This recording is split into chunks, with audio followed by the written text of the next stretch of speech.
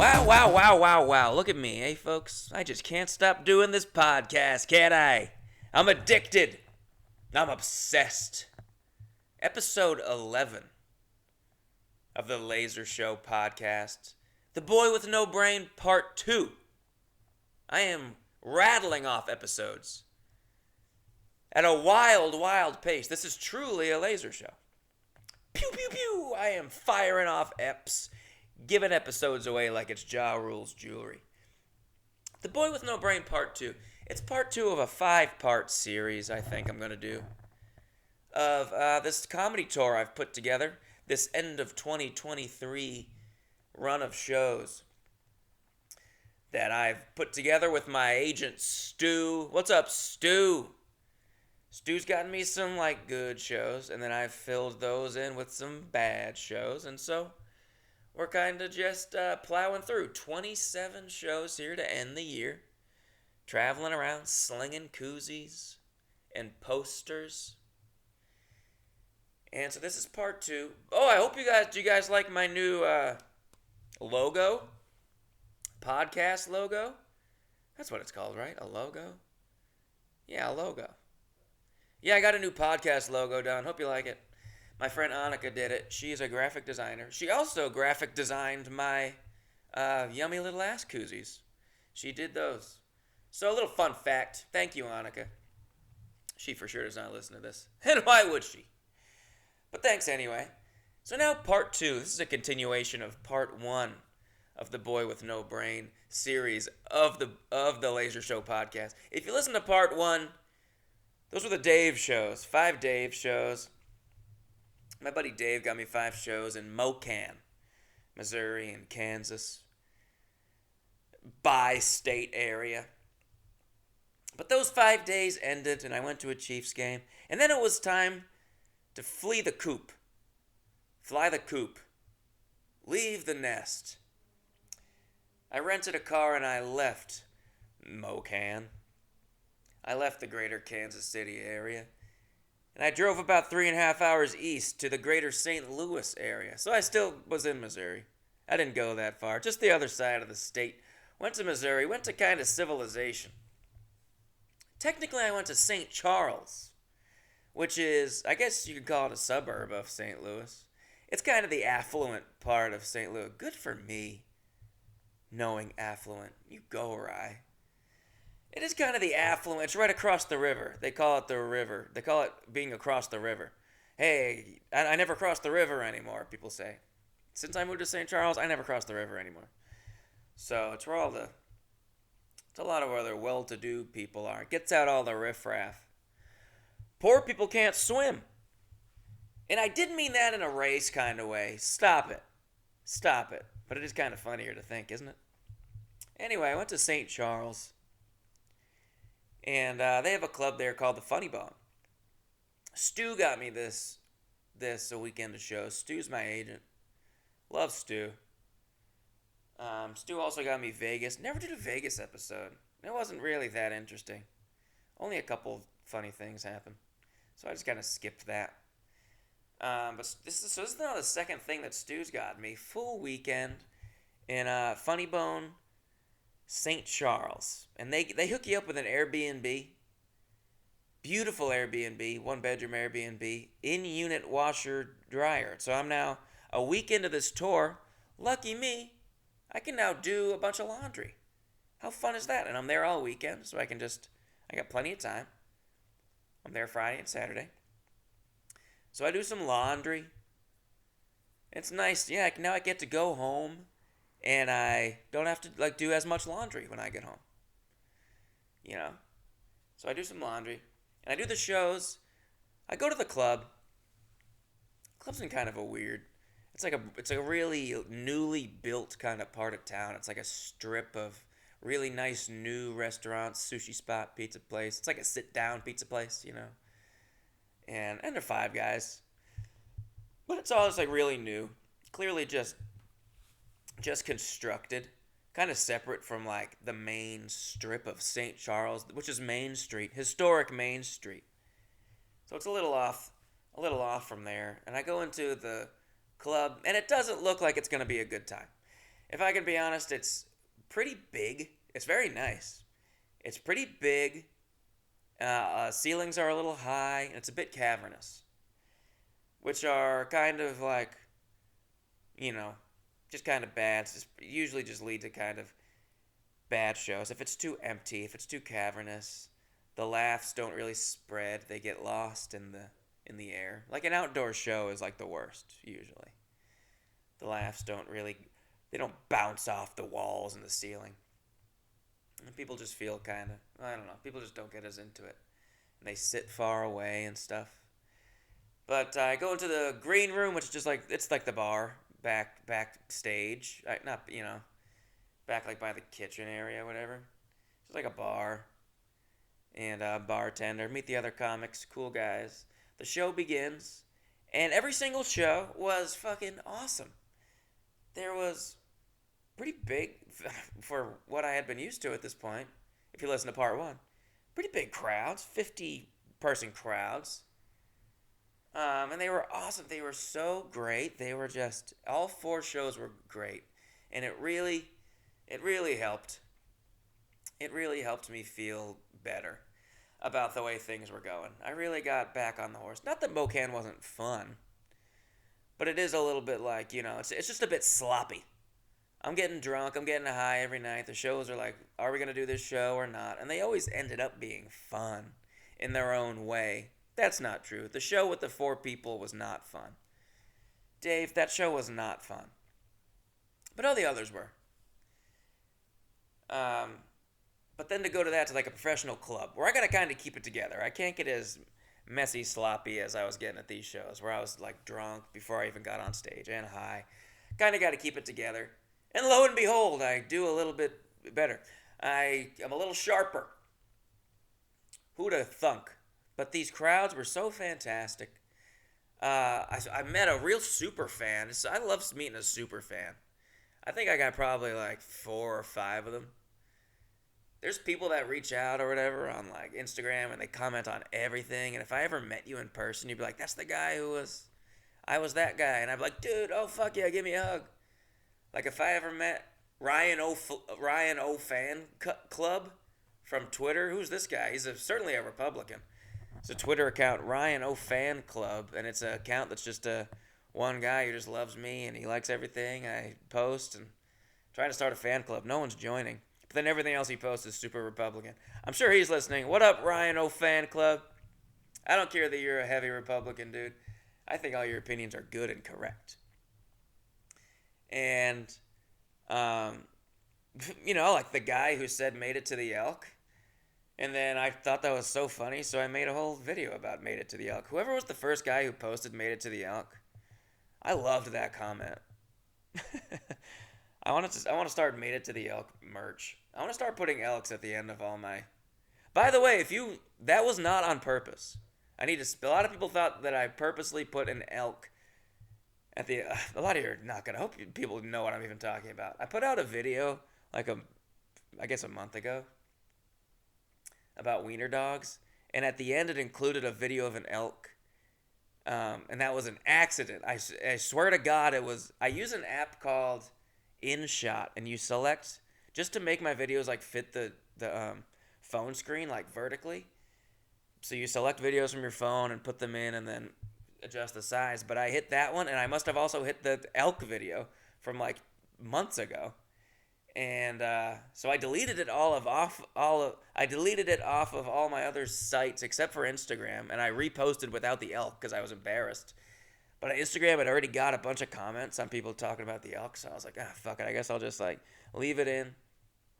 It's already gotten a bunch of engagement, so it kind of sucks if you take it down and re-upload. It gets less engagement, and I'm all about engagement, so I left it up. And I was like, man, I'll make the most of it. I'll make an apology video for the elk tomorrow. And I made a whole apology video, which got more views than the fucking wiener dog video. So it worked out. But anyway, the guy that said made it to the elk the first time, I thought that was really funny. But just so everyone knows, that was not on purpose. I'm just a real idiot. But it worked out, didn't it? Anyway, so super fans. I meet a super fan. Oh, Lord knows I forgot her name. But she came to both shows on Saturday. With like her mom and another person. Came to the first show, and then afterwards I'm slinging koozies. I'm slinging koozies and tour posters. Koozies, oh my god, I fucking slung some koozies on this run. By the end of this run, I only had 2 koozies left. Oh, I told you guys this. Oh yeah, I talked about this on the first episode. Yeah, anyway. But not a lot of tour posters. But anyway, this girl comes over with her mom and someone else, an aunt or a sister, I don't know. I think. I don't. My memory's hazy. But she has a water bottle that's like from my website that I like. I have merch on my website that sucks. I remember when I've designed all this merch that's on my website and it looks so shitty. When I posted about it, I actually hung out with Annika that night, who said it's supposed to look shitty because that's like to be funny, right? And I was like, yeah. All my stuff I designed on Preview on my Mac. But this girl bought a water bottle that I have that's just 2 of my face looking at each other, and it says my brother in the middle, like for my sketches. She bought one, and the quality was phenomenal. I could not believe how nice. I had never seen one in person. It looked so good. So buy some of that merch. I make like very little on that. I've never actually like noticed money come in. I just go back and look at the charts they give you, and I'm like, oh yeah, I did make $11 a couple months ago. So no one's buying my merch, but if you get the water bottle, I guess they are actually really nice. So she comes to the show, take pictures with her. I'm like, oh my god, so I signed her bottle. She asked me to. I didn't just do that. That would have been funny though, and that was great. You know, it kind of boosted my confidence meeting a super fan. I meet fans here and there, but not really. Someone that really believes in you. I love that. Thank you. I met some very, very nice people on this trip that were very, very supportive. So I signed her water bottle. Then that show's over. I go to the green room. I'm drinking beers. And then before the second show starts, the girl's mother comes into the green room. Backstage. You're not allowed to go there, lady. I don't think you can do that. I don't think you're allowed to do that. She comes in, she goes, hey, we're coming to the second show. I was like, what? She goes, we wanted to come back. And so we're coming to the second show. We're sitting in the not in the front, in like the middle. Can you just make my daughter say something to her, do a joke or say something? I'm like, fuck. She goes, this doesn't have to be funny. Just, I love that's after seeing my show, my first show, to come and be like, you have to say something. It doesn't have to be funny. I know you're not that good at being funny, but just like say something. It'll really make her happy. And I did. I called her out and I said, bring that water bottle, and showed off how good the water bottle was. So that was me acknowledging her, and I thanked her for coming. But it was really just a nice opportunity for me to be like, look how nice my merch is on my website. Yeah, I got a bunch of crap on there, but anyway, yeah. So I got new merch coming. Hopefully the next couple of months. TeenyMadeIt.com. I met a girl in Reno who's making me some new merch that'll actually hopefully look good. But anyway, so I met a super fan. That was really sweet. Loved that. Would be really cool if I could remember her name, but nah, I can't. Christina. That's the name I'm gonna guess. And if it's wrong, well, fuck me. And so anyway, so that was St. Charles. The bartender was cool. He looked like Johnny Damon. And then one of the other comics, the feature was like, man, the last bartender, like, and the Kansas City Funny Bone. I mean the St. Louis Funny Bone, or whatever it was. He would carry a gun on him, and I was like, wow. And then our bartender just pulls his shirt up, and he also had a gun on him. And I was like, man, this guy just has a gun in his pants, huh? People just have guns out there, just all the time. I never would have known that guy had a gun. I always thought like if someone had a gun, I'd be like, I could probably tell that guy has a gun. But I didn't know this guy had a gun. I guess I'm glad he had a gun. Like, if a bunch of people have guns around there, I'm glad this guy has one, I guess. He seemed like a fairly level-headed fella, and he's on my side. He was nice to me, and he was pretty cool and calculated kind of guy. Didn't smile a lot. Looked like Johnny Damon. And But he could have protected me if a man. Nah, he couldn't have. If there was a guy in the crowd who had a gun and wanted to shoot me, he could have just shot me. Wow, that's something I've never thought of. Please don't do that. I would hate to be shot. Please don't do that. That'd be such a bummer to get shot on stage in the middle of one of my good jokes. My dog fucking joke? Ugh. Please don't shoot me during my dog fucking joke. Oh, I also went to the St. Louis City Museum with the feature comic. We went and had a freaking... Dude, that place is so sick. If you've got kids, man, oh man, bring them. It was cool as an adult, but would be so sick as a child. It's just a bunch of caves and caverns and tunnels that you crawl through and constantly discovering new little enclaves and rooms and stalagmites and stalactites. It's not real. It's built by one rich guy. Then there's an outdoor area that's the same thing. You're crawling through airplanes and wires and bars and climbing and going over bridges and things. And there's a bar in there. Oh my God, there was a bar in there. Great place for a date. Bring a date and just like crawl around. There you can like walk through. They do make it able to like you can walk through, but then there's like offshoots and tunnels you can crawl through, and that's fun. That's what I wanted to do. And it hurt. And they have a 10-story slide. And I went down the 10-story slide, which if you kind of they tell you don't put your feet up, but I kind of put my feet up, and it does make you go pretty fast down the slide. And I was in pain. Afterwards. It was a lot of crawling and dragging my body in ways that I haven't in many years. But I highly recommend City Museum St. Louis. It is a blast. It's a lot of crawling if you're into that sort of thing. So if you're super tiny, it wasn't a good day to be a short king, let me tell you. If I was a tall, gangly fuck like some of you pieces of shit, I wouldn't have been able to do a lot of the fun things I did at City Museum. I know that. But if you're a kid, you can get in some tight spaces, and I imagine it's pretty fun. Or maybe you can get stuck and get scared. I was suggesting they should sell a T-shirt in the gift shop that says, "I got stuck and had a panic attack at City Museum, St. Louis." Because there's a couple times I kind of couldn't turn back. I was crawling through a tunnel and had to keep going, and really wish I hadn't gone in the tunnel. And I got separated immediately from the comic. Ben Johnson. Not the offensive coordinator of the Lions. Different guy. Anyway, thanks for taking me out, Ben. We had a good time. Smoked a bunch of weed. Got pretty high at the City Museum. And then my weekend there was over, and I was on to Memphis, home of the Delta Blues, where Elvis Presley lived. Oh, the music and the barbecue. I'm sick to goddamn death about every place saying they have the best barbecue, by the way. You're all fucking delusional. All your barbecue tastes the same. It's barbecue. Shut your mouth. But anyway, I had to get some Memphis barbecue. And it was good. I had to go at like 8 in the morning, though. I didn't get barbecue till the next day, and it was good. It was just as good as the Kansas City and St. Louis barbecues that I also had. They were all great, truly. And so I go to Memphis. Now, this place does not... I'm doing a show at a place called the High Tone Cafe, which is a renowned music venue since like the 90s. Kind of a smaller spot. Would be like a grunge music. You know, a lot of shit on the walls. A lot of stickers on the walls and stuff.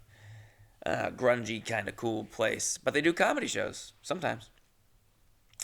And so the guy who owns it saw that I reached out in December about doing shows, and he was one of the first people to reach out to my managers and go, "I want Ryan."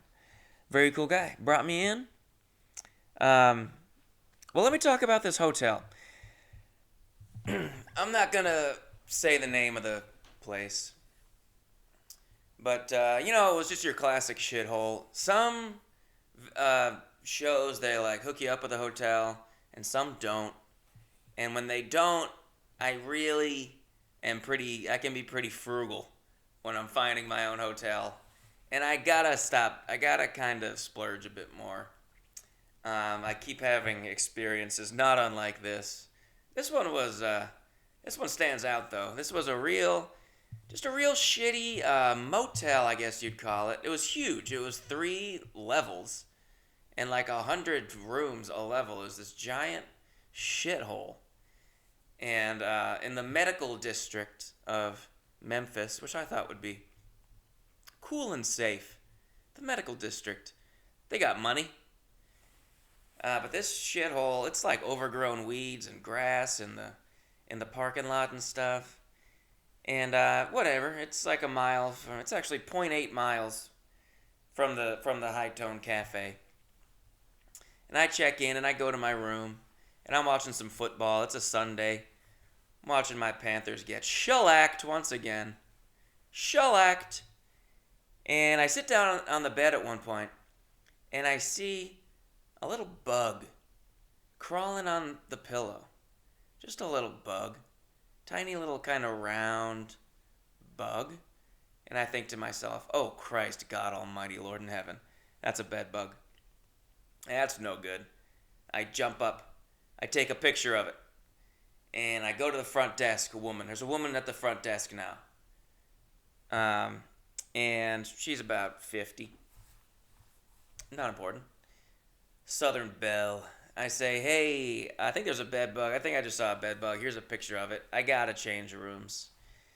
I show her the picture. She goes, I don't know. I gotta come inspect, and then we'll see. I gotta come inspect your room. That's how we do things. I said, all right. So I go back to my room, and I sit and I wait, and I don't sit down. I don't sit. I stand and I wait. I'm scared to sit down anywhere. And I look through the window, and I watch her come across the parking lot. Shuffle across the parking lot, really taking her time. Gets to my room and she starts inspecting my mattress for bed bugs, which is a process. You gotta look in the crevasses. They like to be in the crevasses, I guess. And she's telling me a lot. And meanwhile, I'm holding the pillow with the bug still on it. It's still just kind of crawling around the pillow. I'm like flipping the pillow, watching the bug crawl around, and she's just like inspecting the mattress, and telling me really her whole life story. She's from South Carolina. She's from Charleston, but she went to school in Michigan.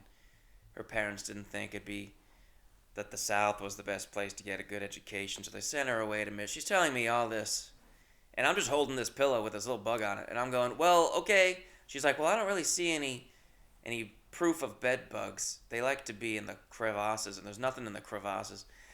I say, well, what's this? Look at this. And she goes, oh, is that the one you showed me? Oh, look at that. I'm like, yeah, I've been holding this pillow with this bug on it. She goes, let me see that. She comes over. I put the pillow down on the bed. She looks at the bug. She just grabs it with her fingers. Her thumb and her pointer finger just grabs this bug and just crushes it to death in her fingers.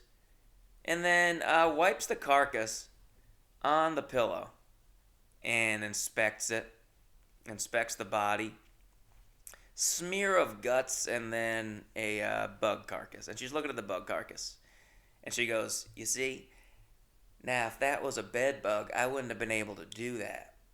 You can't kill a bed bug with your fingers. That's a baby cockroach.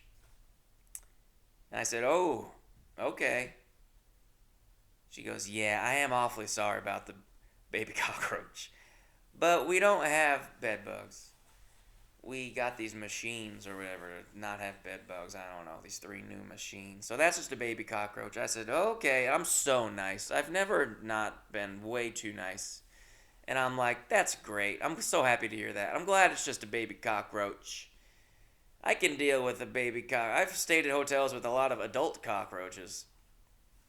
When I lost my suitcase. When Spirit Airlines lost my suitcase and I had to... There was a hotel in Charlotte. A lot of cockroaches I had to stay in. A hotel with a lot of cockroaches. And so I'm, whatever. I don't mind a baby cockroach. And let me tell you, whatever it was not an only child. There was several more. And anyway, she takes the carcass and just leaves. And she goes, I am sorry that it's a baby cockroach. I'm sorry about the baby cockroach. I said, no worries, lady. and just left the pillow in my room with the smear of guts on it. Just left the pillow. That was my stay there, but the show was wild. That wasn't wild. Um, it was something. It was 13 people came, which isn't a lot, but they were awesome. One guy, Joey, came and he came from Mississippi and he brought me a gift. He brought me a shirt. I actually have it right here. I was wearing it today. I can say the name of his company and shout him out. Mrs. Hippie Eats. Ooh. Nice little green shirt he gave me. Extra large. He messaged me and goes, "Hey, I'm coming to your show tonight, bringing you a shirt from my company." I go, "Sick, dude, I'm a medium." He goes, "Ah, shit, I'm already on my way, and it's extra large, so you're getting an extra large." I was like, "All right." Joey shows up, gives me an extra large t-shirt and says, "You look a lot bigger on Instagram." Yeah, I get that a lot. People think I'm big. I'm not. I'm 5'9.5". And I'm absolutely fucking jacked to shreds. Which isn't a phrase, but positively yoked, and that's what throws people off. And I carry myself in a tall way. I can't deny it. I know I seem tall, but I'm a short king, because that's why I had such a fun day at the City Museum. If I was an extra large, I wouldn't have made it to Memphis. I would have gotten stuck at the City Museum. I would have gotten stuck in a tunnel with my fat fucking ass. But anyway, so people showering me with gifts. Love that. Feel free to give me a gift. I love Fabergé eggs. Feel free to bring me a Fabergé egg. I'm trying to start a collection. I have 5 right now. I'll show you my Fabergé eggs. I'll include it in a picture when I post this on Instagram. Anywho, so my friend Bailey is from Memphis. She told a couple of friends to come. They came. Very cool dudes. They came. Thank you to them, to Jordy and Ian for coming. And thank you, Bailey, for telling them to come. But then afterwards, so the 3 of us got nice and drunk after the show, talking about our mutual friend and whatever, and all this and all that. And so we're getting pretty drunk, and we're the only people in the bar at this point. And there's a bartender who's really cool, and then there's some other guy who shows up who's like working behind the bar. I had never seen him all night. He seemed cool enough. I didn't really know him, but I know the bartender, and so the owner left. So it was just like the bartender and then this other guy. And we're playing some games, drinking, and this cat walks in. A cat walks in the front door of the bar. I guess someone walked in or out. It didn't just walk in. It didn't push the door open. Black and white cat. I go, "Holy shit, what's up with this cat?" And the bartender goes, "That's Trash Cat." I go, "Trash Cat?" Cat comes over. I'm petting the cat. Pretty nice cat. You know, you got to earn its respect. It's not like a slut kind of cat, and it's not like a mean, standoffish cat. It's right in the middle. It'll hang out, and if you earn its respect, it'll come hang out. Very cool cat. In shape, good haunches, good sexy cat, athletic cat. I go, "What's that?" He goes, "This is Trash Cat." He points. They have a bunch of Trash Cat merch, t-shirts and stuff. They say Trash Cat, and it's a black and white cat. I'm like, "Oh my god, I want some of this merch. Tell me about Trash Cat. What's the story with Trash Cat?" So then the other guy comes over, and he starts talking about Trash Cat. By the way, let me preface this by saying in the showroom where we did the show, there was a big sign that said Vietnamese food. It was a giant sign. It's like 12 feet long, and it said Vietnamese food. It wasn't 12 feet long, but it was a big sign. It was 6 feet long, wide. And did the show, whatever. Didn't think anything of it. And so then this other guy comes over and starts talking about Trash Cat, this fella. And as soon as he starts talking to me, one of the guys I was drinking with comes over and starts like playing a game, or like brings a game, or kind of interrupts the story. But the story was just getting started, and I don't know. And I think it happened another time, where this guy interrupted, or Jordy like interrupted this guy who was trying to tell a story, but not like it. We were just like drunk and just like it was just like an accident. Happened a couple times, but then the second time the guy was just like, "Well, I would like to tell this story. I'm trying to tell this story here. If I could stop getting so rudely interrupted." He's just like, "All right, relax, dude. We're just like drinking and having fun, telling the story." So I'm like, "All right, I'm with you, dude. I got you. You can tell me." And he's like, "All right." So we opened this place, whatever year, and so we first move in, and so when we first moved in, we were next door to this Vietnamese restaurant, and then I said, "Oh, is that what that Vietnamese food sign is?" And the guy throws his hands up, and he walks away, and he goes, "I'm not gonna tell a story if I'm getting interrupted every 5 seconds." And I was like, "What?" He goes, "I can't get a word in edgewise." I'm like, "Are you serious?" He's like, "Yeah, I'm not telling you the story. I'm not telling you about Trash Cat." And I go, "Come on, I'm sorry, man." And he goes, "No, I'm not telling you." And he walked away. And he made some like food in a microwave or whatever. And then he just sat at the bar and he was like eating food. I was like, "What the fuck?" That's how stories happen, but sometimes I'm gonna ask for more information.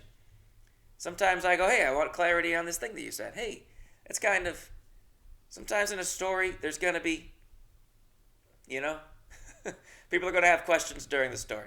I was just trying to like have a conversation and show him that I was engaged and I was listening. I wasn't just nodding and not speaking and just nodding and nodding and nodding. I'm like, "Hey, I'm listening." I got follow-up questions. This guy it must have been the first time he's ever told a story in his life. "I'm not going to tell this fucking story if I'm going to get interrupted every 5 seconds." I was like, Jesus. So then he's like sitting, eating food, and I go, I'm just like hanging out with the other guys, and he's eating by himself. I feel bad, so like 5 minutes go by, and I walk over and I was like, "Hey man, I'm sorry, I didn't mean to interrupt you. If I promise not to interrupt, will you tell me the story of Trash Cat?" And he goes, "No." And I was like, "You serious?" And he goes, "You had your opportunities, and notice that I'm saying it plural." He's a sassy little bitch. And I was like, "All right." I go, "Well, just so you know, I was going to buy Trash Cat merch, and now I'm not going to because you ruined Trash Cat for me." And he goes, "I don't care." I'm like, "All right, well, you just cost your bar money." So then I go to the other bartender who was cool. And, my neighbor's yelling. She said, "Thank God." What's happening? What's happening right now? Oh, the Warriors game. Oh, that's on. Okay, maybe it's... She's always yelling about California sports, Heidi. Heidi lives in the window across. She doesn't live in the window. She lives in the apartment that has the window across. She's the lady that lives in the window. And her name's Heidi. I've heard her say her own name to her. "Hi, guys. This is Heidi," on her Zoom. Also, last week she sneezed and I said, "Bless you," and didn't think she would hear me, and then she said, "Thank you." So now, I guess she can probably hear my porn. Anyway, maybe she listens to Laser Show. What up, Heidi? I should tell her. Heidi! Anyway, she's kind of annoying. Anyway, so then I go to the bartender and I was like, "Can you tell me about Trash Cat?" And he's like, "Yeah, we met Trash Cat. It was this bar that would like hang out in the alley behind the Vietnamese place, and then we started letting her in. They like knocked the Vietnamese place down, but she just like kept hanging out. She was like by like the dumpster, and we started feeding her, and then she kept going in here, and she was cool, and everyone liked her." It was a fucking super short story. And I was like, "Great, Trash Cat's awesome." If that guy hadn't ruined Trash Cat, 100% I would have gotten a Trash Cat shirt. I loved Trash Cat. But that guy just was kind of a weenie. "No, you had your opportunities." Plural. Notice I said it plural. Opportunities. And I understand if we were interrupting and being rude. Like, I'm sorry. But then for me to go over to apologize and be like, "I'm sorry, man." And then he still didn't want to... Ugh, what a fucking loot. What a dork. What a dork. Anyway, so that was Memphis. In the morning, I went and I got barbecue at 8 a.m. I drove down Beale Street. It's cool. I then went to Huntsville, Alabama, where I did a show in a bar that was a free show, and 2 people came. That's 2 people. They came for the show. It was a bar that had people at the bar that were there at the bar, not for the show. And they, to their credit, they stayed quiet, and they didn't heckle, but they also like stayed quiet, if you know what I mean. It was a dark bar with no one at. This lovely couple, older couple came and they sat right up front and they were like laughing at every joke. And those were the only two people that were engaged, and they were awesome. So glad they came, but no one else came. But people came and were in the bar.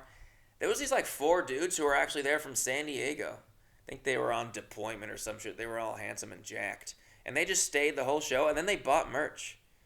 Fuck, those dudes rule. If any of those dudes listen, give me a shout out. There's no way they're going to listen to this podcast. They were all tall and hot. And then a 21st birthday came in during the show and was at the bar for like 10 minutes, and they realized they couldn't like be loud, and so they left. And as they left, one woman was like, "We're bar hopping. We're not leaving because of you." But they were definitely leaving because of me. I'm glad they left, though, instead of, like, stayed and, like, been loud and been like, "No, it's my 21st birthday." They were like, "This poor guy. Let's not be loud. He's doing some sort of a sermon, looks like. Some sort of a TED Talk. We don't want to be loud." So I'm glad they left. And one woman, as they did leave, she said that I was, like, not funny or something. That was, like, the one in front was like, "You're good. We're not leaving because of you." And then I said, "Oh, you know, I'm glad you're leaving. I'm glad you're not leaving because I'm not good." And then like a woman, as she was leaving, was like, "You are not good." And I was like, "What?" And then she was out the door. Said something mean to that effect. I forget exactly what it was. But she said I was like not funny. I was getting no laughs except for this older couple. Anyway, thank you to the older couple, and thank you to the people who own that bar, and thank you to the people who stayed, especially the guys who bought merch. So that show was instantly forgettable, but a cool bar with a really cool logo. It's called Maggie Myers. They have a very cool logo. It's like a skeleton kind of rabbit demon.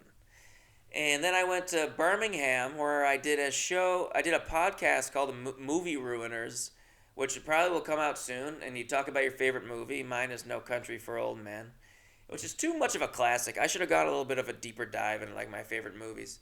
Showed them something they haven't seen before, but instead, hey, I got great taste. My favorite movie is like one of the all-time greatest movies. So we talked about that, and they fucking talk about being showered with gifts. Good Lord. So the whole podcast is they just give you gifts based on your life. They go deep into your Instagram, and they see what jokes from your life or whatever. Sometimes they're gag gifts. Sometimes they're really nice, but sometimes they're just like, a lot of them are just like really nice, expensive gifts. I got a Lisa Kudrow t-shirt from my Lisa Kudrow tweet. I got a signed Frankie Muniz picture from my Frankie Muniz sketch. A nice Tyler Childers canvas, because I love Tyler Childers. A Sex Panther cologne from Anchorman, because I'm a Panthers fan.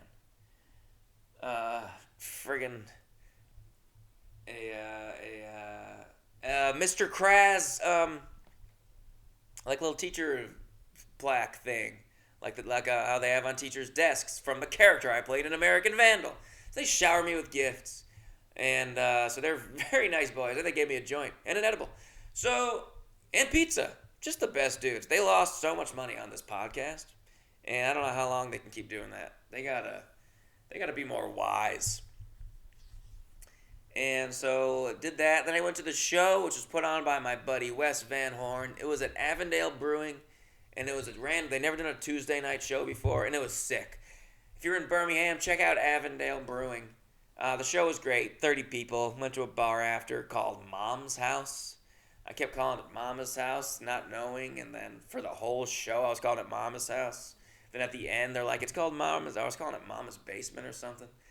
I don't know. People seem to get a kick out of that. Then we went to that very divey. They got pool tables, and it had an old vending machine, and on the wall, when they first opened, they asked everyone to bring in framed pictures of their moms.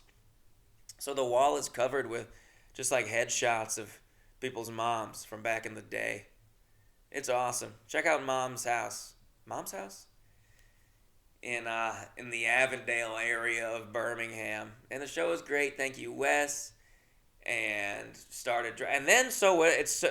easier. It's $700 cheaper to return the rental car to the place where it started from. So instead of flying out of Birmingham, I drove all the way back to Kansas City, which is like 11 hours. I drove like 8 of them on one day, and then just it was a nice just day of driving. I went to see Elvis's birthplace in Tupelo, and just driving. And then the next day I finished drive to Kansas City and drove on home. And that is The Boy with No Brain Part 2. Now, thank you for listening. I know there's going to be a Part 3 and a Part 4 and a Part 5, which I guess will come out in December. Yeah, I'm going to wait. I guess I'm going to have to do that whole chunk. Yeah, so the next chunk of shows is going to be a doozy. It's, so I've done, I've done like 10 of the shows. 10 of the 20. Oh, yeah, okay, so the next run is just this little small run I have of DC. Oh, if you're listening to this, here's my next run of shows. DC, Springfield, Mass. DC, Red Lion, Pennsylvania, Springfield, Mass, Stamford, Connecticut. My parents are coming to Springfield, Mass on that Friday. My cousins are coming to Stamford, Connecticut. So if you have any interest in meeting my family, those are the shows to go to. And so that's coming up starting on November 1st. And then after that, I'll do The Boy with No Brain Part 3. And so then Part 4 and 5 is going to be like a big chunk of shows. A lot of Midwest. And big announcement, if you are coming to the Des Moines show, Des Moines, Iowa, at Teehee's on December 8th, they canceled on me. They canceled on me yesterday with no reason given. They asked to move. To their credit, they did ask to move. They said, bad news, we have to move your show. They've been nothing but nice to me. The fact that I emailed them and wanted to do a show, it was in the area, and they were very nice, and it was a good deal too. And but then they had to move it. So can you do the 15th or the 22nd? I said, no, I can't. I'll hit you up next year. So hopefully I can come to Des Moines next year. I'm very interested to see who's going to book December 8th. Keep an eye on that. Who's performing at Teehee's December 8th? Who absolutely had to do December 8th, and they had to boot me. They had to boot me from December 8th. So I'm trying to find another Des Moines show on December 8th. I might try to move my Lincoln, Nebraska show from the 9th to the 8th. And if I can't, then I'm just going to probably hang out in Des Moines on the 8th. And if anyone was going to come to that show, I'll be like, I'm going to be at this bar, and we can just hang out at a bar. I feel bad I didn't do that for Pleasanton, California when they canceled. I was like, I had a free show, a free night that night, and people were going to come. I should have posted, hey, let's go to a bar or something. So if that's the case in Des Moines, but I'll keep you posted. Check my website, ryanoflanagan.com. And I guess that's about it for the announcements. Thank you for listening to episode 11 of Laser Show. I'll see you back here in just a couple of weeks.